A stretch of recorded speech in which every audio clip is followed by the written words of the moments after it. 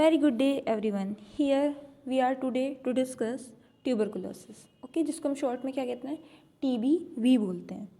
Okay, so I am Himanshi और आज हम डिस्कस कर रहे हैं ट्यूबरकुलोसिस. तो चलिए शुरू करते हैं. सबसे पहले हम बात करेंगे ट्यूबरकुलोसिस के बारे में ही, जिसको हम शॉर्ट में TB बोलते हैं. TB क्या है? मोस्ट सीरियस इन्फेक्शियस डिजीज़ है जो पूरे, हम कह सकते हैं ना, पूरे वर्ल्ड में ही फैली हुई है. ओके, अगर हम बात करें एक नॉर्मल सी डाटा की, तो अप्रोक्स 1/3 पॉपुलेशन है जो क्या है, सफ़र कर रही है या इन्फेक्टेड है TB से पूरे वर्ल्ड की. ठीक है, और एक डाटा ये भी कहता है कि जो TB है वो क्या करता है, 3 मिलियन पीपल्स को किल करता है एवरी ईयर. ठीक है, और इन्फेक्ट करता है किसको, 9 मिलियन पीपल्स को, यानी कि 9 + 3 = 12 मिलियन पीपल अप्रोक्स TB से क्या करते हैं, सफ़र करते हैं एवरी ईयर.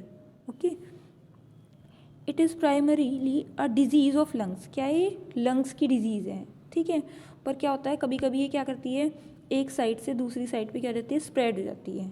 ठीक है, टू अ जनरलाइज इन्फेक्शन. ठीक है, जिसे हम क्या कहते हैं, मैं यहाँ पे रिमूव करती हूँ उसको, जिसको हम कहते हैं मिलिटरी इन्फेक्शन. क्या कहते हैं, मिलिट्री ट्यूबरकुलोसिस इन्फेक्शन. ओके, अब बात करेंगे इसके कॉजेटिव एजेंट की. ठीक है, क्या है इसका कॉजेटिव एजेंट. इसके कॉजेटिव एजेंट का नाम है माइकोबैक्टीरियम ट्यूबरकुलोसिस, जो डिस्कवर किया था 1882 में सर रॉबर्ट कोच ने. अगर आपको थोड़ा याद होगा कोच पोस्टुलेट्स के बारे में. ठीक है, अगर आपने वो नहीं देखी है, आपको नहीं पता है कोच पोस्टुलेट के बारे में, तो उसका भी मैंने सेपरेट वीडियो बनाया हुआ है, लिंक मैं नीचे डिस्क्रिप्शन में डाल दूंगी, आप वहाँ से देख सकते हैं. सो माइकोबैक्टीरियम ट्यूबरकुलोसिस है वो कैसा है, एरोबिक. ठीक है, कैसा एरोबिक, कैसा ओब्लिगेट एरोबिक बैक्टीरिया है ये. ठीक है, ग्राम पॉजिटिव बैक्टीरिया है. ठीक है, ग्राम पॉजिटिव बैक्टीरिया हम क्यों कहते हैं, क्योंकि इसकी सेल वॉल ग्राम पॉजिटिव है कि बैक्टीरिया की जैसी है, लेकिन इसकी कैरेक्टरिस्टिक ग्राम पॉजिटिव बैक्टीरिया की नहीं है, क्योंकि ये स्टेन नहीं हो सकता है ग्राम स्टेन से. क्यों? क्योंकि अगर हम बात करें, एक बैक्टीरिया कैसे होते हैं, यूनिसेल्युलर होते हैं, प्रोकैरियोट होते हैं. और सर क्रिस्टन ग्राम ने, ठीक है, कि ये किस तरीके के डाई को अपनी वॉल में रिटेन करते हैं, उसके अकॉर्डिंग इसको 2 कैटेगरी में कैटेगराइज किया था, gram positive and gram negative. Okay, तो जो हमारा माइकोबैक्टीरियम ट्यूबरकुलोसिस है वो ना तो किसको लेता है, ग्राम पॉजिटिव वाले स्ट्रेन को लेता है, ना ही ग्राम नेगेटिव वाले स्ट्रेन को लेता है. ठीक है, तो इसको हम क्या करना पड़ता है. ठीक है, क्यों नहीं लेता है, क्योंकि इसमें लॉन्ग फैटी एसिड्स की चैन होती है. कौन से वाले, माइकोलिक एसिड. ठीक है, तो इसको स्टेन करने के लिए स्पेशल स्टेन यूज़ किया जाता है, जिसका नाम क्या है, ज़ील निल्सन स्टेन. ओके, क्या है, और इसी को ही हम एसिड फास्ट स्टेनिंग भी बोलते हैं. ओके, तो क्या है, ज़ील निल्सन स्टेन से हम इसको स्टेन करते हैं, एसिड फास्ट स्टेनिंग इसी का ही नाम है. ओके, क्यों इसको ग्राम स्टेनिंग से हम स्टेन नहीं कर सकते हैं, क्योंकि उसमें लॉन्ग फैटी एसिड चैन होती है माइकोलिक एसिड्स की. ओके, देन हम और ज़्यादा डिटेल में डिस्कस करेंगे यहाँ पे किसके बारे में, माइकोबैक्टीरियम के बारे में. ये क्या है, ओब्लिगेट एरोब है, तो इसका मतलब सेंसिटिव होगा. ठीक है, अगर ऑक्सीजन कम अमाउंट में होगी तो ये क्या होगा, सर्वाइव नहीं कर पाएगा. तो ये कहाँ पे बेस्टली ग्रो करेगा, एपिकल में, या फिर हम कह सकते हैं अपर पोर्शन ऑफ लंग्स में. ठीक है, क्यों, क्योंकि वहाँ पे ऑक्सीजन की कॉन्सेंट्रेशन हाई होती है. Okay, let me take highlighter. वहाँ पे क्या होता है, ऑक्सीजन की कॉन्सेंट्रेशन हाई होती है. ओके, माइकोबैक्टीरियम जो है एक्सीडिंगली लॉन्ग जनरेशन टाइम. ठीक है, इनका जो जनरेशन टाइम है वो क्या है, ज़्यादा है, यानी कि ज़्यादा टाइम में ग्रो करते हैं. जबकि नॉर्मल बैक्टीरिया क्या करते हैं, 20 से 30 मिनट में ग्रो कर लेते हैं, लेकिन इनको 12 से लेके 18 आवर्स लग जाते हैं ग्रो करने में. ठीक है, मतलब 1 से 2 बैक्टीरिया बनने में कितना टाइम लगता है, 12 से 18 आवर्स लग जाते हैं. ठीक है, जो माइकोबैक्टीरियम है वो हाईली रेजिस्टेंट होता है. ठीक है, to drawing and can remain visible. ठीक है, किसके लिए, ड्राइंग के लिए, ड्राइनेस के लिए. ओके, और क्या होता है, वाइबल रहते हैं 6 से लेके 8 मंथ के लिए इन ड्राइड स्पूटम. ठीक है, अगर स्पूटम ड्राइड भी हो गया है, ठीक है, जैसे सपोज हम कहते हैं कि कहीं ये नॉर्मल सिम्टम है कि ड्राइड स्पूटम होता है किसके केस में, ट्यूबरकुलोसिस के केस में. अगर किसी को TB हुआ है, तो अगर वो पेशेंट कहीं पे भी स्पिट करता है अपने स्पूटम को, थूकता है उसको, तो क्या होगा 6 से लेके आप देख पा रहे हैं यहाँ पे 8 मंथ के लिए भी उसमें माइकोबैक्टीरियम क्या कर सकता है, यस लाइव रह सकता है, जिंदा रह सकता है। ओके, अब हम बात करेंगे इसके ट्रांसमिशन की। तो जो सबसे ज़्यादा कॉमन ट्रांसमिशन है वो है एयरबोर्न ट्रांसमिशन। ठीक है, ये एयर में सर्वाइव करता है, ठीक है, लेकिन ग्रो किस में करता है, यस लंग्स में ग्रो करता है। ठीक है, तो ये क्या होगा, एयरबोर्न ट्रांसमिशन होता है। इसका मतलब क्या होगा, ठीक है, सपोज़ कोई पर्सन है वो क्या करता है, स्नीज़ करता है या कफ अप करता है, ठीक है, तो ड्रॉपलेट न्यूक्लियाई क्या होंगे, ट्रांसफ़र हो जाएंगे। ठीक है, लेट मी, ये एक पर्सन है, ये दूसरा पर्सन है। ओके, ये कैसा पर्सन है जो इन्फेक्टेड है टीबी से, और ये कैसा है, हेल्दी पर्सन है। ओके, तो ये क्या करता है, इसको क्या होती है, कफिंग होती है, ठीक है, तो या फिर स्नीजिंग होती है, छींकता है, तो उससे क्या होगा, कुछ कुछ कुछ कुछ कुछ ड्रॉप्स निकलेंगे, छोटे छोटे छोटे छोटे। अब ये पर्सन क्या करेगा, इसको इनहेल करेगा। ठीक है, तो जब ये इनहेल करेगा तो ये क्या, इसकी नोज़ के थ्रू इसके लंग्स में जाएंगे, है ना, और इसको क्या कर देंगे, इन्फेक्ट कर देंगे। तो ये पर्सन भी क्या हो सकता है, टीबी से इन्फेक्ट हो सकता है। ओके, तो आप देख सकते हैं यहाँ पे ये पर्सन था माइकोबैक्टीरियम ट्यूबरकुलोसिस से इन्फेक्ट था। ये ड्रॉपलेट न्यूक्लियाई हम किसको कहते हैं, जो हमारी नाक से या फिर जब हम कफ कर रहे हैं, कफिंग कर रहे हैं, कफ अप कर रहे हैं, तो जो उससे हमारे ड्रॉपलेट न्यूक्लियाई निकलते हैं उनको बोलते हैं, जो छोटे छोटे छोटे छोटे वाटर के ड्रॉप्स निकलते हैं इन्फेक्टेड, ओके, उनको कहते हैं। तो भी क्या होगा, ये पर्सन में जाएंगे, हेल्दी पर्सन में जाएंगे, और क्या करेंगे, उसका जो होस्ट का इम्यून रिस्पॉन्स है उसको क्या करेंगे, एक्टिवेट करेंगे, उसको इलेक्ट करेंगे। ओके, तो इसमें क्या होगा, जो न्यूट्रोफिल्स होंगी वो इन्फेक्टेड हो जाएंगी, और क्या करेंगी, एक स्पेशल फ्लूइड, एक तरल, एक लिक्विड एक्यूमुलेट करेंगी। ठीक है, विच इन द, क्या कहाँ पे करेंगी, ये एल्वेलाई ऑफ लंग्स में। ठीक है, और क्या होगा, ऑर्गेनिज्म क्या कर देगा, डिस्ट्रॉय कर देगा या फिर बस्ट कर देगा किसको, न्यूट्रोफिल्स को, ताकि वो इस इन्फेक्शन से बच सके। ये बाद में जो मेगाफिल्स होंगे, ओके, मेगाफिल्स और लिम्फोसाइट्स कहाँ करेंगे, मूव करेंगे और प्रोड्यूस करेंगे कि एक टिश्यू निक्रोसिस।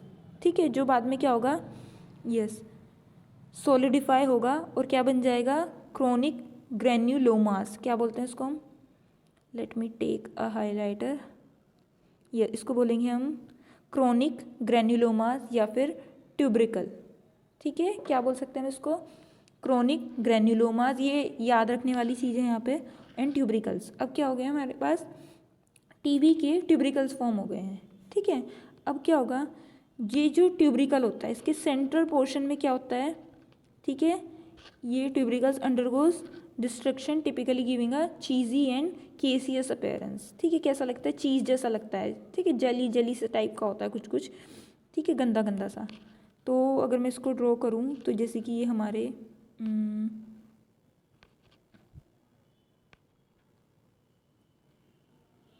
तो क्या होगा, इसमें क्या आ जाएंगे, ट्यूब्रिकल्स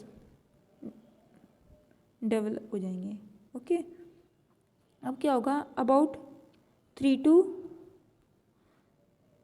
4 वीक आफ्टर एक्सपोजर। ठीक है, अभी क्या हो गया, हमारे इम्यून सिस्टम ने अभी ज़्यादा वर्क नहीं किया है, कुछ 3 से 4 वीक्स बाद क्या होगा, जब ये हमारी बॉडी में एंटर हुए थे, मतलब क्या ट्यूब्रिकल्स बने थे, एक तरीके से हम कह सकते हैं, एक डिलेड हाइपर सेंसिटिविटी या फिर सेल मेडिएटेड इम्यूनिटी डेवलप होगी। ठीक है, अभी अगर डेवलप हो गई तो ठीक है, लेकिन अगर क्या होगा, ऑन ओकेजन हाउएवर द जो होस्ट है हमारा, उसका इम्यून सिस्टम क्या हो गया है, फेल हो गया है। ठीक है, वो फेल हो गया है to response immune response, to give immune response. Okay, तो क्या होगा, अनकंट्रोल्ड मल्टीप्लिकेशन होगा। ठीक है, यानी कि जो ट्यूब्रिकल्स होंगी, ठीक है, 1 से 2, 2 ट्यूब्रिकल्स, 2 से 4, ओके, ऐसे कर करके बहुत सारे सारे ट्यूब्रिकल्स क्या होंगे, बन जाएंगे। ओके, तो क्या होगा, बहुत सारे ट्यूब्रिकल्स बन जाएंगे। तो जो ऑर्गेनिज्म होंगे उनमें अलग अलग जगह पे जा करके वो ट्यूब्रिकल्स क्या करेंगी, स्प्रेड हो जाएंगे उनके सर्कुलेटरी सिस्टम के साथ मिलके। ठीक है, और बॉडी के अलग टिश्यूज़ या ऑर्गन्स तक पहुंच जाएंगे, जिसको मैंने बताया भी था जब ये वीडियो शुरू की थी, उसको क्या कहते हैं हम, मिलिट्री, यस, ट्यूबरकुलोसिस। ठीक है, जब क्या होगा, हमारे जो ट्यूबरिकल्स हैं वो सारी बॉडी में फैल चुके हैं। ठीक है, उन्होंने घूमना शुरू कर दिया है। देन यहाँ पे लीजन्स होगा, lesions near blood vessels can perforate. Okay, यहाँ पे क्या आएगा, लीजन्स, एन आएगा यहाँ पे। Okay, lesions near blood vessels can perforate the vessel and cause, yes, haemorrhage. ठीक है, जो ब्लड वेसल्स होंगे, ठीक है, वो परफोरेट करेंगे, बढ़ेंगे। ठीक है, और क्या कर सकते हैं, हेमरेज कोज कर सकते हैं। ठीक है, जिसकी वजह से क्या होगा, ब्लडी स्पूटम, यानी कि जिसको हम हिंदी में स्पूटम को क्या कहते हैं, बलगम, कैसा खून, उसमें क्या आने लग जाएगा, खून आने लग जाएगा, जो क्या है ट्यूबरकुलोसिस का एक मेजर सिम्टम है। ठीक है, बलगम में खून आना है या ड्राई कफ। ओके, कि टीबी डिजीज जल्दी हो जाती है अगर जो होस्ट का इम्यून सिस्टम होगा वो क्या होगा, वीक होगा। ओके, और क्या है, ये भी पॉसिबल हो सकता है कि जो टीबी का हमारे उसमें बैक्टीरिया है, ठीक है, माइकोबैक्टीरियम ट्यूबरकुलोसिस जो रोड शेप बैक्टीरिया है, ठीक है, ये क्या होता है, इनएक्टिव रहता है। ठीक है, बहुत सारे टाइम तक, लेकिन जब भी डिफेंस सिस्टम वीक होगा वो एक्टिव हो जाता है बॉडी में। ठीक है, हो सकता है पहली काफ़ी साल पहले एक्सपोज हुआ है, इसका एक्सपोजर मिला हो हमारी बॉडी को, लेकिन क्या हुआ है अभी, यस, अभी ये हमारी बॉडी में आ चुका है और हमें क्या करेगा, ये काफ़ी टाइम बाद भी जब हमारा इम्यून सिस्टम वीक होगा तो उसको क्या होगा, यस, ये उसको इन्फेक्ट कर देगा। This is may be due to ageing. ठीक है, क्यों, कैसे वीक हो सकता है हमारी बॉडी, एजिंग की वजह से हो सकती है। ठीक है, कि हमारी उम्र बढ़ रही है, सीरियस इलनेस हुई है कोई, ठीक है, कोई बड़ी बीमारी हुई है, ठीक है, डायबिटीज़ हुआ है ना, हम ड्रग या अल्कोहल लेते हैं, ठीक है, उसको उसकी वजह से, या फिर HIV ने हमें इन्फेक्ट किया हो, और HIV तो है ही इम्यूनो डिफिशिएंसी वायरस। ओके, तो क्या करता है, ये इम्यूनिटी को वीक कर देता है। Okay, then diagnosis. Okay, diagnosis में क्या होगा, TB is diagnosed by clinical sign और symptom supported by characteristic features in chest. ठीक है, क्या करते हैं इसमें, चेस्ट की रेडियोग्राफी करते हैं। ठीक है, एंड पॉजिटिव ट्यूबरकुलिन, ठीक है, जिसको हम क्या कहते हैं, मेंटोक्स स्किन टेस्ट। ठीक है, इससे टीबी को डायग्नोज करते हैं। उसका कंफर्मेशन वही एसिड फास्ट स्टेनिंग से होता है, मैंने स्टार्टिंग में बताया था, जिसको ज़ील-निल्सन स्टेन भी कहते हैं। ठीक है, या फिर कल्चरिंग करते हैं माइकोबैक्टीरियम ट्यूबरकुलोसिस की। प्रोफाइलैक्सिस, या हम कह सकते हैं उसको ट्रीटमेंट क्या है टीबी का, yes, TB can be prevented by vaccination. ठीक है, वैक्सीन दिया जाता है, the 18 united organism in the vaccine BCG, जिसको क्या कहते हैं हम, bacillus of Calmette Guerin. Okay, then other treatment में क्या दिया जाता है, आइसोनाइज्ड एंड रिफेम्पिन दिया जाता है एटलीस्ट 1 ईयर के लिए। ओके, तो ये बेसिक इंट्रोडक्शन था। एक और जो टीबी के बारे में इम्पोर्टेंट चीज़ मैं बताना चाहती हूँ कि टीबी का आपने सुना होगा कि क्या पहले दूरदर्शन पे भी काफ़ी ऐड आते थे या फिर नॉर्मल चैनल्स पे भी आते हैं कि टीबी का इलाज पूरा करना चाहिए, बीच में नहीं छोड़ना चाहिए। ठीक है, क्यों होता है वो, कि टीबी का जो बैक्टीरिया होता है, जिन भी एंटीबायोटिक से टीबी को ट्रीट किया जाता है, ठीक है, इसमें जो पावर है रेजिस्टेंस की वो बहुत ज़्यादा हाई है।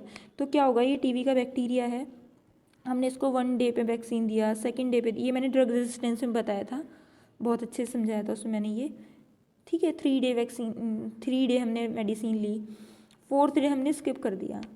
तो जो 4th डे होगा उस टाइम पे बैक्टीरिया को टाइम मिल जाएगा किसके लिए, एक रेजिस्टेंस क्रिएट करने के लिए इन 3 डेज़ की वैक्सीन जो हमने अभी तक एंटीबायोटिक ली थी या मेडिसिन ली थी उसके लिए। ठीक है, तो क्या होगा, हमारी बॉडी अब जो 5th डे अगर ले भी ले मेडिसिन तो वो इतना रेजिस्टेंट स्टेट हमारे अंदर बन चुका है, तो वो क्या होगा, हमारी जो दवाई है उसके लिए इफेक्टिव नहीं होगी। Okay, so this is all about, yes, TB. I hope this video is helpful for you. If you like this video, then don't forget to like, share and subscribe this channel. Thanks for watching.